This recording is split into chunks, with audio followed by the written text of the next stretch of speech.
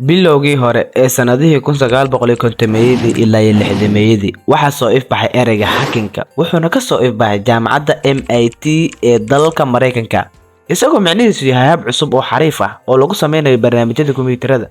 Ardadii farsamada ku xeel dheeraa ee dhigin jiray jaamacaddaas waxay u adeegsan jireen si ay u hagaajiyaan una dhaqdhaqaajiyaan nidaamka kombiyuutarka si ka duwan sidii loogu talagalay. Sanadihii 1970 fikradda hacking-ka waxay bilowday inay u jeesato dhinaca xatooyada iyo dambiyada.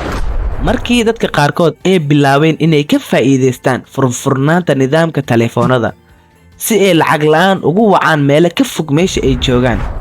Hacking-ka waxaa loo adeegsadaa dhinac xun iyo dhinac wanaagsan. Laakiin qof walba jooga xilligan haddii uu maqlo ereyga hacking-ka waxaa ku soo dhacaysa xatooyo iyo meel jabsasho. Laakiin dhab ahaantii ereyga wuxuu leeyahay dhinac wanaagsan oo loo adeegsado. Dhinaca wanaagsan ee hacking-ka oo loo yaqaano ethical hacking.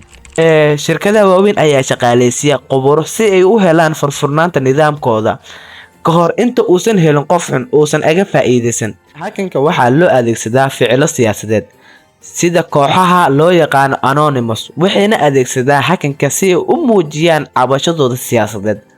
Anonymous micnaheedu waa qarsoodi.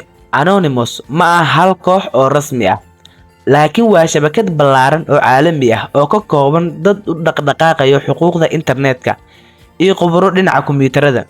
Asalka kooxdan waxay ka soo unkadeen ama ka soo aasaasmeen madasha internetka kuwaasoo la yiraahdo 4chan sanadkii 2003 waxayna markoodii hore ka soo caan baxeen kaftan iyo falal aan kala dambeyn lahayn. Markii aan ka hadalno astaanta kooxdan waa qarsoodi, waxayna intooda badan xirtaan face mask ee caanka ku yihiin markay isugu yimaadaan meel fagaara ah ama muuqaal ay duubayaan. Waji xirkan wuxuu astaan u yahay kacaan iyo iska caabin. Markii aan ka hadalno mabaadi'dooda iyo doodooda ugu weyn waxay salka ku haysaa ilaalinta xorriyadda hadalka iyo xuquuqda gaarka ah ee internetka iyo diimaha faafreebka iyo la socodka dadweynaha. Markii aan ka hadalno ficilada kooxdan waxay fuliyaan weeraro dhanka internetka ah oo loo yaqaano cyber attack oo lagu beegsanayo dawlado, shirkado iyo ururo gaar ah kuwaas oo sameynaya xadgudub. Waxayna naftooda u arkaan dagaalyahanno xorriyadda dhanka digitalka ah halka dadka dhaleeceeyana ay u arkaan argagixiso dhanka internetka ah. Bilowgii 2008 kooxda Anonymous waxay dagaal adag ku qaadeen kaniisadda Scientology waxayna u arkeen hay'ad faa'iido doon ah oo xadgudub badan sameysay.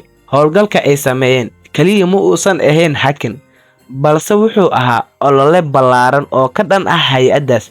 Waxayna adeegsadeen weeraro DDoS ah si ay ugu curyaamiyaan website-yadooda, laakiin sidoo kalena waxay abaabuleen dibadbaxyo physical ah oo ka dhacay xarumaha Scientology ee adduunka oo dhan ayagoo xiran face mask-yadoodii caanka ay ku yihiin.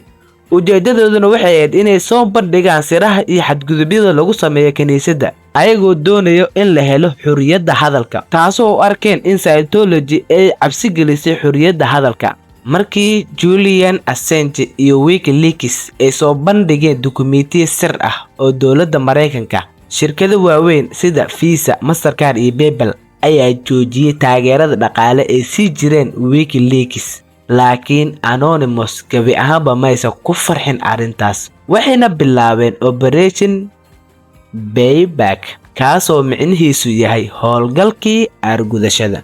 Kumanaan xubnood oo Anonymous ah ayaa isku daba riday weeraro DDoS ah oo ka dhan ah website-yada shirkadahaas waaweyn ayagoo carqaladeeyay adeegyadoodii, taasoo muujisay awooddoodii ay ku mideyn karaan kumanaan qof hal qof. Intii lagu guda jiray kacdoonkii Guuga Carabta ee 2011 Anonymous waxay u istaageen dadkii kacdoonka sameeyay ee Tunisia iyo Masar. Dowladihii caburinta sameynaya waxay jareen internetka si ay ugu joojiyaan isgaarsiinta dadweynaha. Anonymousna waxay ka hortimid talaabadan iyadoo weerartay website-yada rasmiga ah ee dowladda Tunisia, isla markaana siinayay dadka deegaankaas agab ay ku maraan internetka si qarsoodi leh si ay u sii wadaan abaabulkoodii. Waxayna u muujiyeen in xorriyadda internetka ay tahay xuquuq aasaasi ah. Dagaalkii kale ee galeen oo ahaa dagaalkii ISIS kadib weeraradii argagixiso ee ka dhaca Paris iyo meelo kale, Anonymous waxay ku dhawaaqday dagaalkii digitalka ah oo ka dhan ah kooxda Daesh kadibna weeraradii argagixiso ee ka dhaca Paris iyo meelo kale. Anonymous waxay ku dhawaaqeen dagaalka digitalka ah ee ka dhan kooxda Daesh howlgalkani oo loo yaqaano Operation ISIS wuxuu ahaa mid dheer oo aan joogsi lahayn. Anonymousna waxay xireen kumanaan akoon oo ka dhex furnaa Twitter iyo Facebook oo ay ISIS ku faafisay fariimo nacayb iyo qoris cusub. waxayna sidoo kalena weerareen website-yada ee ISIS isticmaasho. inkastoo uu muran ka jira habkoodii, waxay gacan weyn ka geysteen carqaladeynta faafreebka dhijitaalka ee kooxda argagixisada. sidoo kalena waxay ka qayb qaadatay caawintii Ukraine markii Ruushka uu ku duulay Ukraine bishii Febraayo 2022. Anonymous si degdeg ah ayay ugu soo dhex gashay iyadoo ku dhawaaqday dagaalka dhijitaalka ah oo ka dhan dowladda Ruushka. howlgalkani oo loo yaqaan Operation Ukraine, howlgalkan wuxuu ku lug lahaa weerar lagu qaaday dowladda Ruushka iyo warbaahinta ay dowladda maamusho, waxayna faafiyeen macluumaad been abuur ah oo dowladda Ruushka isku dayday inay qarsato. waxayna xireen shabakado badan oo muhiim ah ayagoo ujeedadoodu ay ahayd inay dhabarjab ku noqdaan dagaalka Ruushka ee xagga internetka ah. laga soo bilaabo dagaal diimeedka ilaa dagaalka caalamiga ah, Anonymous waxay muujisay inay tahay koox aan waji lahayn oo ku shaqeysa internetka, kuwaas oo gilgili karo adduunka si dhab ah. kaliya adiga waxaan ka rabaa inay ii sheegto, Anonymous ma geesiyaal baa mise dambiilayaal? go'aankan adiga ayuu ku yaalaa.